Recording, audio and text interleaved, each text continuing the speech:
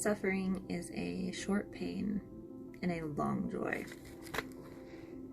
Henry Suso. I love quotes.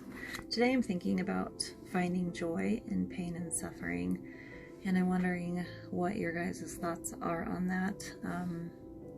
Just thinking about how many things in life that have the greatest joy.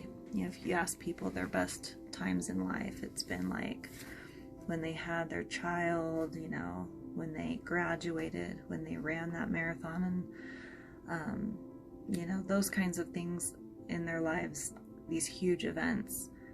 Notice how their greatest joyful moments had the most sacrifice and the most suffering. You ever think about that?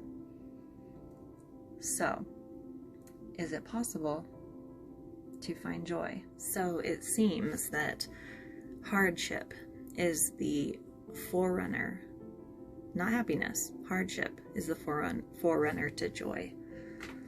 Happiness doesn't lead to joy. Hardship leads to joy. And I find that really interesting. And I've also found that to be very true in my own experience with this. My most joyful moments, and I'm talking like happiness is one thing. Joy is deep and resounding, resonating, like a wellspring. It's a wellspring. And if you think about a well, if the well is hope, you have to draw up the water, you have to put in the effort to pull up what's at the bottom of the well, which would be what? Joy. So how do we get to the joy through hardship? Hope. We have to embrace and exercise hope, because obviously we're not living our best lives right now. We're not like living out our dreams and doing all we want.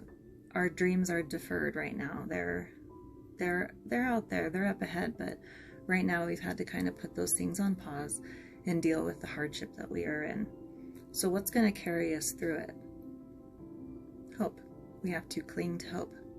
And if you think about the soil of our circumstance being suffering, we need to plant seeds into our soil of suffering, plant seeds of hope. And what comes up from that? Joy. Joy. How do you get it though? You can't just plant the seeds and leave them there. You have to do something. You have to nurture them every day. One way we can water and nurture those seeds of hope in the soil of our circumstance to bring up the joy is we can water them with gratitude every day. You know, weed around them, pull up those negative thoughts and throw them out.